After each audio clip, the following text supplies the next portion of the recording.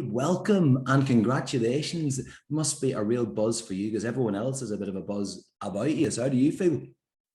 Oh, I feel amazing. Like I've had the song for quite a bit of time now, and it's a really important song to me. And yeah, I've just been so looking forward to getting it out, and it's lovely that people are into it and that people are connecting to it. So I couldn't be happier. I'm so excited about everything. And I actually wrote the song about a year before, oh, a little bit less than a year before lockdown hit. So I just moved away from my parents, away from my family home to London for the first time. And I'd moved like on such a whim. I just found this place on like Facebook, like with people that I don't even know in an area of London that I didn't know at all. And yeah, I just like became kind of, yeah, I just felt really isolated and really lonely in my tiny little room. And obviously London's such a big place with so many people. And I just felt really, yeah, just really on my own, and just became kind of introverted over the course of the few months that I was living there. Sure. Um, and yeah, I think maybe the songs had like got a bit of a deeper meaning now after the year that we've had, and after people like probably had been physically trapped inside, maybe in awkward house shares with people that they didn't really know Yeah. or didn't Yeah. particularly get on well with, in a place that they were kind of unfamiliar with. So yeah, it's kind of exactly how lockdown's been for quite a lot of people, I guess. Um, Which area of London did you find yourself in for that first move? I moved to Southeast London, and I grew up in the countryside, so it was a shock to the system, to say the Yeah. least. But it's a very special city. It'll affect the way you write and think. For sure, for sure. Yeah, I think there is something about London. I've written so many songs after having moved there because it is quite an inspiring place. Like I find that I'm most inspired when I'm really, really busy, and when my senses are kind of overloaded, like walking down the street in London. If I wanted to pop out and go to the shop down the road, I'd go, and then I'd come back and I'd be like completely exhausted, So it is like a really inspiring place. But yeah, I'm glad that my family home isn't like too far away from London. It's about an hour on the train further north, so I can just come back Yeah. and have a little mum hug and have some sleep in my own bed and have some home cooked food.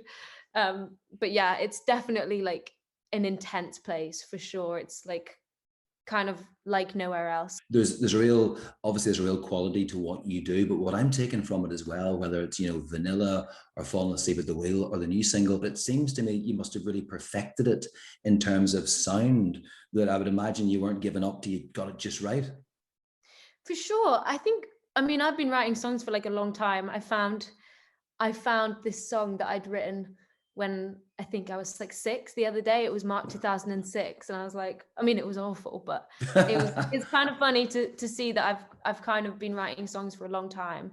And so I obviously wanted my first release to be like to describe me the most, and to kind of encapsulate like me, obviously. So it did take quite a long time to kind of figure out what I wanted my music to sound like. I think as long as I'm like really truthful and I'm vulnerable in my music, it kind of, yeah, it seems to connect with people, and I think that's what people like value the most at the moment. With the type of music that you're making, what I'm detecting from it is too that there's a rich sort of history or heritage of music that you've probably immersed yourself in since a very, very young age. I wouldn't be surprised if some of your favorite records were very old. Yes, they are. Thank you, by the way. But yeah, my parents just have an amazing music taste, and growing up, we listened to so much music, like across the board. From like Damien Rice was like one of the first people that I really felt I connected to. But yeah, like Pink Floyd and Radiohead and Led Zepp and stuff like that, like literally across the board. We'd have music on all the time at home, in the car on the way to school, all the time. Like I think I was just immersed in it when I was small, and maybe it's subconsciously kind of is kind of affecting me now. But yeah, I'm really grateful to my parents, and I think maybe that's why I love music. I literally love it all. There's just so much going on to choose from, of course. One thing Yeah. as well, I'm thinking that, this past year has seen you rise, on a computer screen in so many ways, because it's the way we've been connecting over the past while and communicating. But now for you to get out there, be like opening a door, and especially with live dates now as well, you must be raring to go.